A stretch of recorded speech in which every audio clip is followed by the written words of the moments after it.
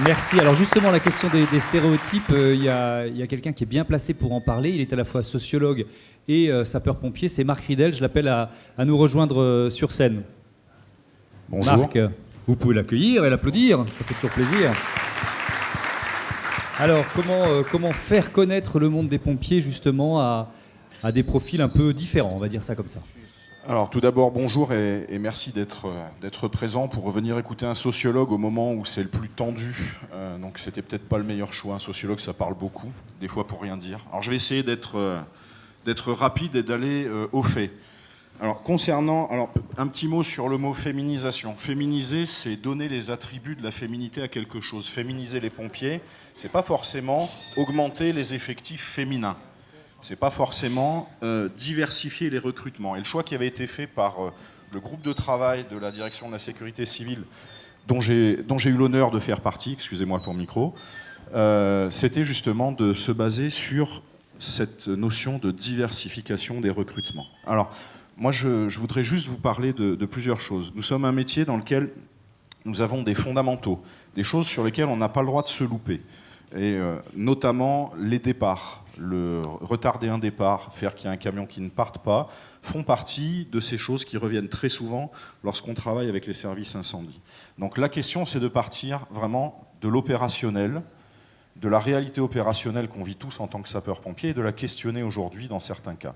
Est-ce que lorsqu'on a dans un centre de secours des camions qui ne partent pas, on peut se payer le luxe de ne pas s'adresser en recrutement à l'autre partie de l'humanité ? Donc c'est une vraie question.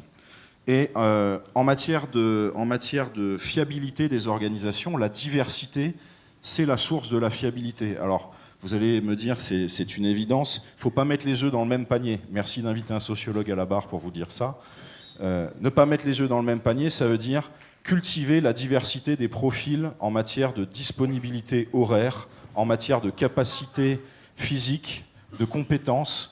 Et on l'a connu il y a une époque avec les services techniques et les multi-artisans qui garnissaient nos fourgons.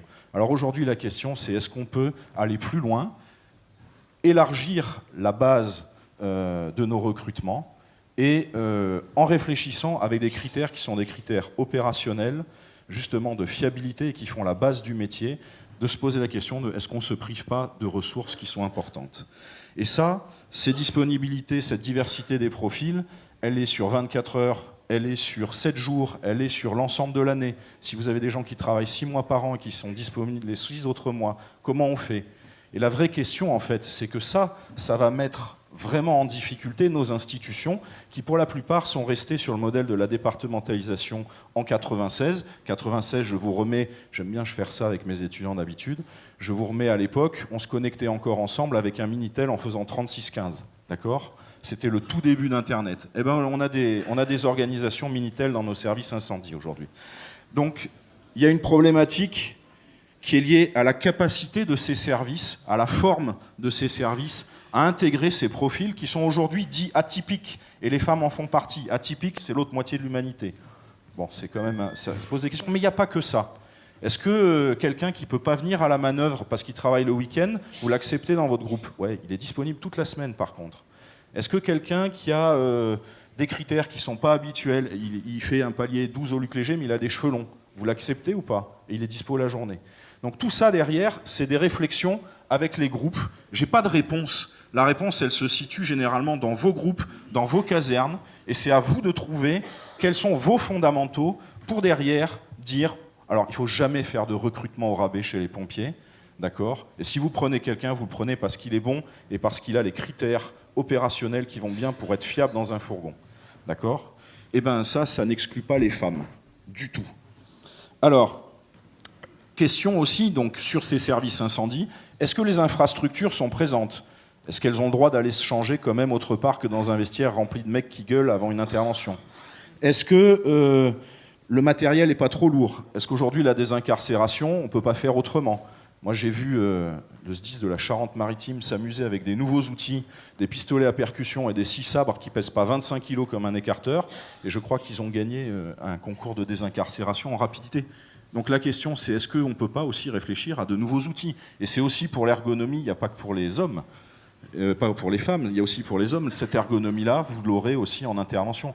Donc, la question de l'intégration d'effectifs féminins, c'est aussi une question de remise en question de l'ensemble de notre organisation. D'accord ?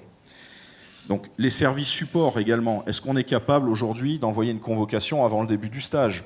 Est-ce qu'on est capable d'envoyer une paire de rangers en moins de 6 mois, sans faire le tour de tout le département pour aller chercher un pantalon ici ou un t-shirt là-bas ? Tout ça sont des questions qui ne font pas qu'user les femmes, elles usent aussi les sapeurs-pompiers en général. Alors, une autre chose, c'est dans les causes d'abandon de ces personnes, et en particulier des effectifs féminins. Parce qu'on peut recruter, je connais des SDIS qui me disent « Oh, on a augmenté nos effectifs ». Oui, mais au bout de 6 mois, la moitié des personnes qui sont parties, ce sont des femmes. C'est pas normal. Donc la question, c'est quelle est la raison de ce départ ? Alors, j'ai une collègue de l'université d'Aix-Marseille, Marina Burakova, qui a travaillé sur la question et qui s'est intéressée, elle, à la conciliation des sphères de vie.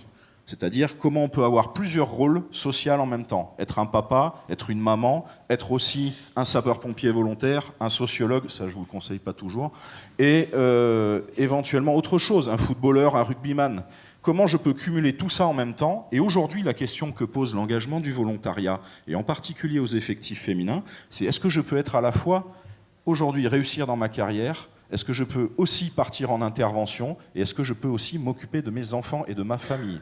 Donc ça veut dire que les choses ont changé aussi au niveau des jeunes couples qui arrivent. De plus en plus, le premier salaire du foyer, c'est plus l'homme. Alors je ne dis pas que c'est encore le cas, et les choses ont vraiment, vraiment beaucoup de travail là-dessus en termes d'évolution pour aboutir à quelque chose d'intéressant. Mais les modèles de famille changent. On ne peut plus aujourd'hui être pompier comme on l'était avant. Est-ce qu'on pose la question, par exemple, à l'ensemble de la famille ? Est-ce qu'on briefe l'ensemble de la famille ? Est-ce que quand on recrute un personnel féminin, on vient présenter, par exemple, le conjoint à la caserne pour lui dire « Attention, il y a 95% d'hommes chez nous. Est-ce que vous êtes bien au clair dans votre couple avec ça ?» Voilà. Ce sont des questions. Est-ce qu'on briefe les gens là-dessus ? Est-ce qu'on les avertit ? La réponse, bien souvent, est non. Et ça, ce sont des choses qui ne coûtent pas grand-chose à faire, pas beaucoup de budget, mais qui peuvent être des facteurs de fidélisation et derrière de réflexion au niveau des recrutements. Et ensuite, question sur la conciliation des sphères de vie. Est-ce qu'on a aussi la capacité à ventiler un petit peu toutes ces sollicitations ? Est-ce qu'une semaine d'astreinte complète, ce n'est pas quelque chose qui va nous couper des ressources alors que des SDIS ont essayé, par exemple, la Savoie ou le Jura, de passer sur des astreintes jour par jour. Et là où vous pouvez avoir accès à des ressources familiales une fois, une garde par semaine, la semaine complète va vous les bloquer. Donc on se prive quelque part de personnes qui aujourd'hui abandonnent au fur et à mesure à ces niveaux-là. Bien, dernière chose, tout ceci complique la tâche aux managers, et en particulier aux chefs de centre, et alourdissent très nettement l'arrivée d'un atypique, l'arrivée d'une femme dans un groupe, va obliger à une présence managériale appuyée. Et la question, en fait, aussi, c'est est-ce qu'on appuie nos propres chefs de centre qui sont déjà sursollicités par un travail administratif qui n'a pas toujours du sens d'un point de vue du management de la ressource opérationnelle et qui, derrière, va les mettre en porte-à-faux, justement, dans la gestion quotidienne des conflits, de l'inégalité, des sensations d'inéquité qu'il peut y avoir et que vous connaissez bien dans vos casernes et qui sont la source de conflits et de la baisse de disponibilité des personnels. Donc, est-ce que nous pouvons diminuer l'effet Joule, autrement dit, les énergies consacrées par nos chefs de centre à des choses qui sont inutiles ou qui n'ont pas de sens aujourd'hui pour eux, pour les ramener et les aider à venir faire le travail de management de la ressource opérationnelle. Voilà. C'est ce que je voulais vous dire aujourd'hui. C'est une vraie question. C'est quelque chose qui, aujourd'hui, lorsque vous faites rentrer des effectifs féminins, c'est une des limites. Et le chef de centre est aujourd'hui un point stratégique, et le chef de groupement qui vient l'aider derrière, sont aujourd'hui des points stratégiques à aborder pour pouvoir améliorer et la fidélisation et le recrutement. Merci pour votre attention. Merci beaucoup.